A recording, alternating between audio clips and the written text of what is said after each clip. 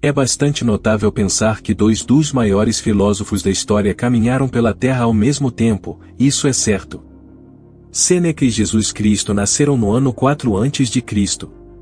Além disso, viveram vidas quase paralelas, apesar de estarem separados por suas respectivas regiões geográficas, culturas e posições sociais. Além disso, ambos foram mencionados por Cornélio Tácito e o irmão de Sêneca, chamado Galho, até aparece brevemente na Bíblia, no livro de Atos, capítulo 18, versículo 12. Mas, sendo Galho procônsul da Acaia, levantaram-se os judeus em discordância contra Paulo, e o levaram ao tribunal. Não é incrível? No final, Sêneca e Jesus Cristo tiveram fins semelhantes, ambos foram mortos pela tirania de um imperador de longo alcance, ambos viveram muito tempo após suas mortes por meio de seus legados. A Bíblia nos diz que Jesus ressuscitou dos mortos após 3 dias. Sêneca não teve o mesmo destino. No entanto, através de suas palavras, ensinamentos escritos, eles parecem tão vivos para nós como teriam parecido para as pessoas de sua época. O que é fascinante é o quanto seus ensinamentos têm em comum. Vamos explorar isso com mais detalhes no vídeo, mas vamos considerar um pequeno exemplo. Você olha os defeitos dos outros quando você mesmo está coberto deles. Jesus disse: "Por que você olha o cisco no olho do seu irmão e não presta atenção na trave no seu próprio olho?" Claro, se pensarmos como cristãos, não vamos comparar Sêneca a Jesus Cristo. Não faremos isso de forma alguma, até porque Sêneca era obviamente apenas um homem imperfeito e contraditório, enquanto Jesus, dependendo da sua crença, era tanto um homem quanto Deus vivo na terra. Mas o que podemos dizer é que ambos viveram vidas magníficas, deixando muitos ensinamentos para seguirmos, considerar e questionar. Neste vídeo, vamos explorar as semelhanças entre o estoicismo e o cristianismo. Sinta-se à vontade para assistir a este vídeo mais de uma vez para uma melhor experiência. Podemos começar dizendo que a mensagem profética inicial de Jesus receberia a ajuda do apóstolo Paulo e seus sucessores, que buscavam refinar os ensinamentos de Jesus para uma audiência mais ampla. Nascido poucos anos após Jesus, o apóstolo Paulo era um judeu fariseu imerso nos ensinamentos filosóficos dos estoicos, além das leis de Moisés. Paulo nasceu em Tarso, na Cilícia, o local de nascimento de pensadores históricos como Crísipo e Atenodoro. Portanto, à medida que Paulo viajava pelo Mediterrâneo desenvolvendo sua mensagem, ele estava constantemente envolvido em diálogo com o estoicismo. As únicas datas que temos para os 2 principais episódios na vida e ministério do apóstolo Paulo estão ligados aos estoicos. Na primavera tardia ou início do verão do ano 50 d.C., o irmão de Sêneca, Novato, um oficial romano de alto escalão, usando seu nome adotivo de Galho, assumiu o governo por 1 ano em Acaia, no sul da Grécia. A primeira dessas situações ocorreu em Atenas, onde Paulo passou seus dias na praça pública debatendo com filósofos estoicos. Paulo envolveu-se em uma disputa com os estoicos, o que levou a acusações contra seu ensinamento sobre divindades estrangeiras. Assim, alguns atenienses o levaram ao tribunal de Areópago. Os atenienses disseram: "Podemos saber qual é esse novo ensinamento que você está apresentando? Você está trazendo ideias estranhas aos nossos ouvidos e gostaríamos de saber o que elas significam." Essa passagem pode ser encontrada no livro de Atos dos Apóstolos, capítulo 17, versículos 19 e 20. Em resposta, Paulo apresentou cuidadosamente uma verdade sólida após outra, passo a passo, desenvolvendo um argumento lógico, persuasivo e convincente. Paulo não terminou seu discurso porque, quando ouviram sobre a ressurreição dos mortos, alguns deles zombaram, mas outros disseram que queriam ouvi-lo novamente sobre este assunto. Então Paulo deixou o conselho. Algumas pessoas se tornaram seguidoras dos ensinamentos do apóstolo Paulo e acreditaram, entre eles estava Dionísio, um membro do Areópago, também uma mulher chamada Dâmaris e muitos outros. Neste famoso discurso, que ficou conhecido como o discurso na colina de Marte, Paulo elogia sua audiência por sua religiosidade, enquanto repreende sua devoção aos deuses desconhecidos. Ele apela para um único Deus Criador que fez tudo ao nosso redor e tem poder sobre o céu e a terra, dando vida, respiração e tudo mais a todos os mortais. E ele acrescenta que esse Deus que buscamos não está longe de cada um de nós, pois nele vivemos, nos movemos e existimos, como também somos sua descendência. Atualmente, há uma placa de bronze na colina de Marte comemorando esse evento e contendo este discurso do apóstolo Paulo. Ao apresentar essas ideias de um Criador que tem poder sobre tudo e do qual descendemos, Paulo está citando em parte as palavras do brilhante filósofo estoico Cleantes, no hino a Zeus. A defesa de Paulo, baseada em parte na teologia estoica, converteu um membro do tribunal, Dionísio, bem como muitos outros presentes.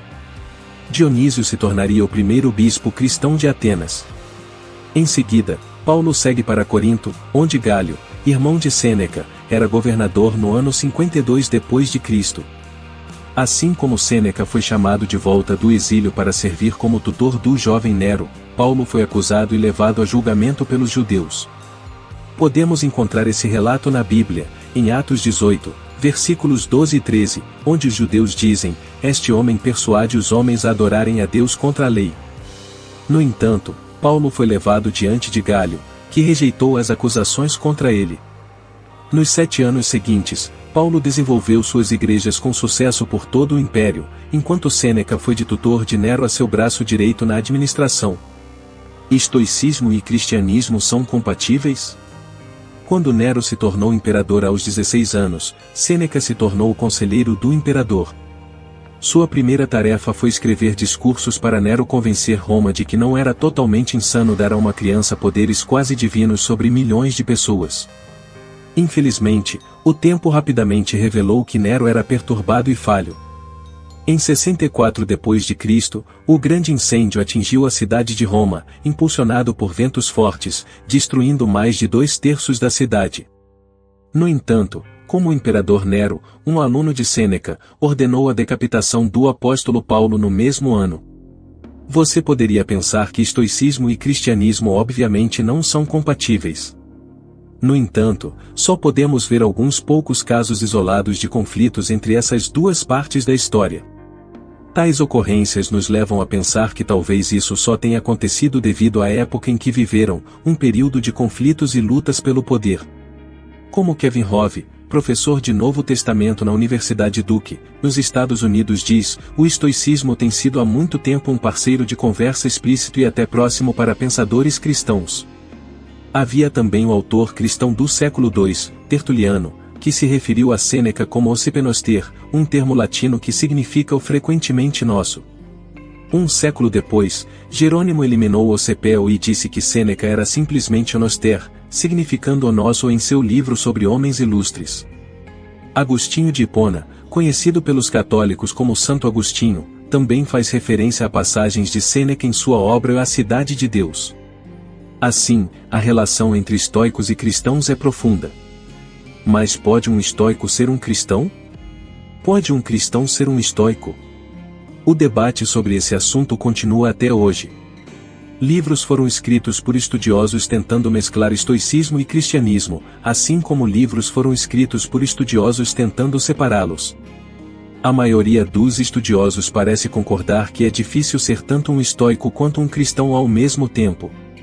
No entanto, eles também concordam que um cristão pode se tornar melhor ao ler os estoicos, e um estoico pode se tornar um melhor ao estudar o cristianismo. Por exemplo, Joseph Dodson, professor associado de estudos bíblicos que escreveu vários volumes sobre as conexões entre Sêneca e Paulo, cita a linha de Sêneca sobre como devemos buscar sabedoria de todas as escolas filosóficas. O professor Dodson nos diz, enquanto a mim, acredito que Jesus Cristo é o caminho, a verdade e a vida. Admito que sou cético de que alguém possa ser tanto estoico quanto cristão ao mesmo tempo, se levarmos suas crenças centrais a sério. No entanto, posso dizer com confiança que Deus usou o que descobri nos estoicos para me fazer uma pessoa melhor e um melhor cristão. As semelhanças entre o estoicismo e o cristianismo, tão únicas quanto as circunstâncias individuais de Jesus, Sêneca, Paulo, Rústicos e Justino Mártir foram e sempre serão notáveis. No final das contas, o estoicismo e o cristianismo têm mais em comum do que podemos imaginar. Nas obras tanto dos estoicos quanto dos cristãos, encontramos lições semelhantes sobre contentamento. Aprendi a estar satisfeito em qualquer circunstância. Sei o que é passar necessidade e sei o que é ter em abundância. Aprendi o segredo de viver contente em qualquer situação, seja bem alimentado, seja com fome, tendo muito ou passando necessidade. É a atitude, não a circunstância que deve ser avaliada. Sobre disciplina. Não ter disciplina parece agradável no momento, mas é doloroso mais tarde. No entanto, ela produz uma colheita de retidão e paz para aqueles que foram treinados por ela. Sobre ansiedade. A ansiedade pesa no coração, mas uma palavra amável o alegra. Sobre amor. Acima de tudo, amem-se sinceramente uns aos outros, pois o amor cobre multidão de pecados. Sobre vingança. Se alguém te bater na face direita, ofereça também a outra. Se alguém tiver fome, dê-lhe de comer, se tiver sede, dê-lhe de beber. Agindo assim, você amontoará brasas vivas sobre a cabeça dele. Sobre bondade. A bondade é invencível, desde que seja sincera, não bajuladora ou falsa. Sobre libertar-se das paixões. Ser livre das paixões, e ainda assim, cheio de amor. Sobre o tempo e a vida. O sol nasce e se põe, e volta apressado ao lugar de onde se levanta. As semelhanças entre essas filosofias e ensinamentos são impressionantes e podem servir como fonte de inspiração para todas as pessoas, independentemente de sua fé ou crenças. Sejam estoicos, cristãos ou de outras crenças, todos compartilhamos as mesmas experiências humanas de amor, luta, crescimento e busca por sabedoria. Obrigado por assistir até aqui. Caso tenha gostado do vídeo, considere deixar um like, comentar e se inscrever no canal para acompanhar mais conteúdos. Até logo!